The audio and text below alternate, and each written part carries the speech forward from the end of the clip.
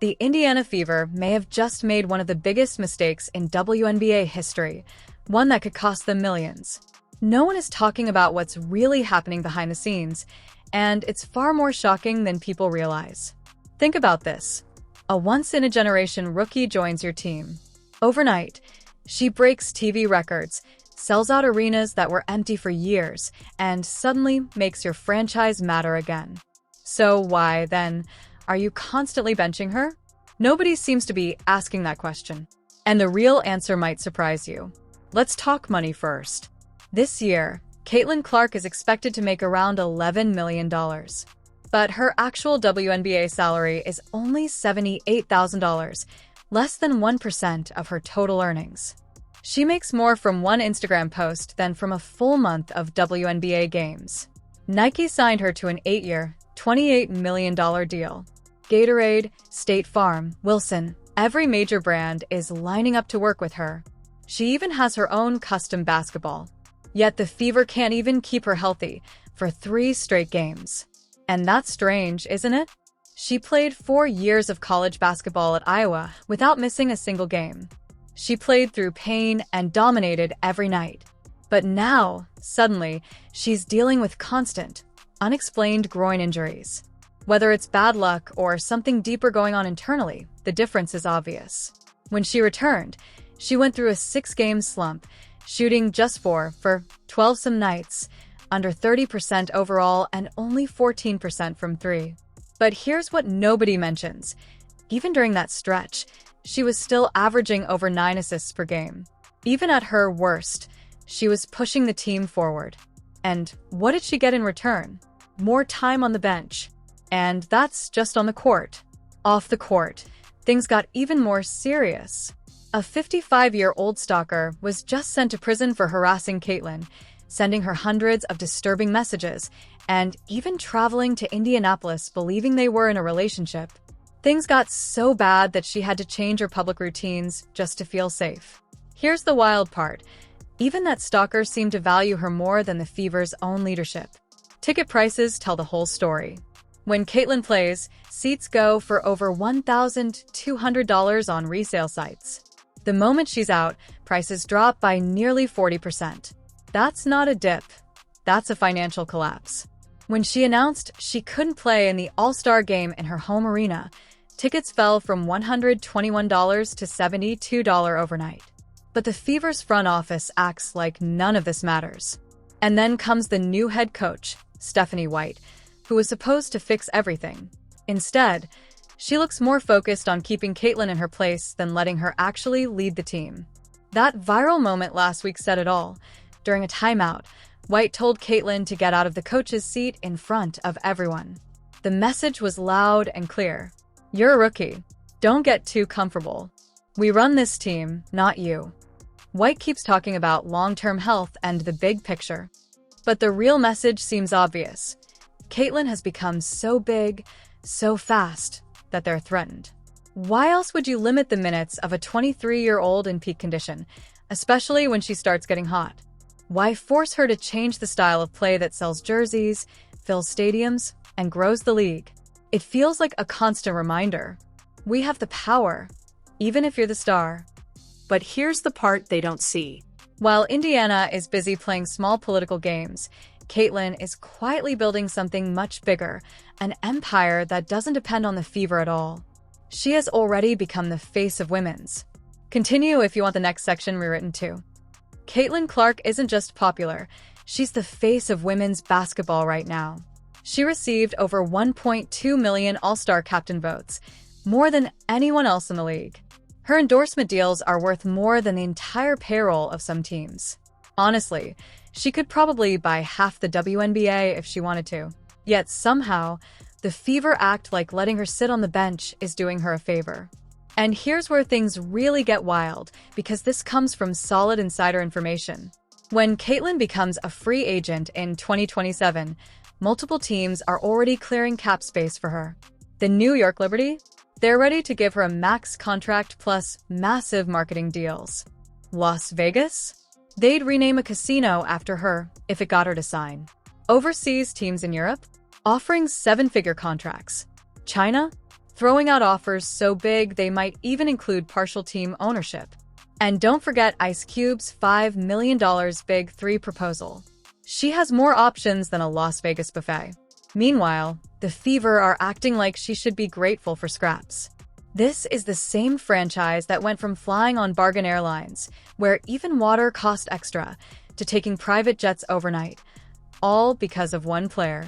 And instead of protecting the person who saved their franchise, they're wrapped up in petty power battles that make reality shows look tame. Want to know how ridiculous it has gotten? Caitlyn gets dragged for taking one tough three-point shot. Meanwhile, players who go 2 for 14 get praised for staying confident. Veterans who can't buy a basket have the green light every night, but the best shooter the franchise has ever had is told to slow down and sit. Even referees notice the double standard. And here's a stat that should make every fan furious. WNBA players only receive 9% of league revenue. NBA players receive 50%. Now look at what Caitlyn brings. Attendance up 40%. Merch sales up 500%. Media coverage through the roof. Yet somehow, the Fever are doing everything possible to push her away. The funniest part? They actually think they're the ones with the leverage. They think Caitlyn needs them more than they need her. That couldn't be more wrong. She's only 23 and already worth around $5 million. Her endorsements will carry her for years, even after she retires. And her fanbase? They'd follow her anywhere on the planet, even if she started a Penguin basketball league in Antarctica. Here's the number that should terrify the Fever front office. 86% of fans said they would stop supporting the team if Caitlyn left. That's not loyalty. That's obsession. That's an army. People didn't buy Fever jerseys for the team name. They bought them because her name was on the back. And if you think she isn't under pressure, look at what happened in Connecticut during the playoffs. Officials said Jonquil Carrington hit Caitlyn in the eye accidentally. When reporters asked about it, Carrington got defensive and the Sun tried to pressure the media to delete the story. That kind of jealousy follows her every night. And the saddest part? She doesn't even get backup from her own team. The numbers never lie. When Caitlyn plays, 1 million people tune in. Without her, the games struggle to hit 200,000. She basically carries ESPN's WNBA coverage. When she's off the court, social media engagement drops 70%. She isn't just a player, she is the league's marketing department. And now things are getting scary. People close to her say she might already be thinking about leaving Indianapolis. The constant injuries, the strange coaching decisions, the lack of support, it's all adding up. She went from being an Iron Woman in college to the WNBA's most beaten-down star. She never missed a single game in college, and now people are starting to wonder what's really going on. The truth is, the Fever could fix all of this tomorrow. Anyone who doesn't understand her value shouldn't be in charge. They should bring in coaches who actually let Caitlyn play her game. Instead of forcing her into a slow, outdated system that doesn't work, build the entire team around her. Hand her the keys and watch the money roll in. But they won't, because in Indianapolis, egos matter more than success. The numbers tell the story. Cities that recognize generational talent either build dynasties or end up as cautionary tales. Right now, the Fever are speeding straight toward the second option. They're dangerously close to becoming the team that lost Caitlyn Clark, the franchise that mishandled the biggest star in the history of women's basketball. And here's something most people don't know. Caitlyn's inner circle is already exploring other options. They're talking to people overseas, building relationships in bigger markets, and preparing a path for her to move somewhere she'll be appreciated. Maybe not tomorrow, but sooner than the Fever think. And the irony? It's almost painful. For years, Indiana begged for attention.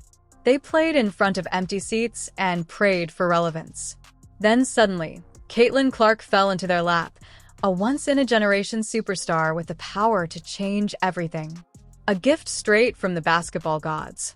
And they still managed to mishandle it. I'll say this clearly. Caitlyn Clark will not be wearing a Fever jersey in 2 years. She'll be somewhere fans truly support her. New York, Las Vegas, or an international team, making triple what Indiana could ever offer. The moment she leaves, the fever will fade right back into obscurity.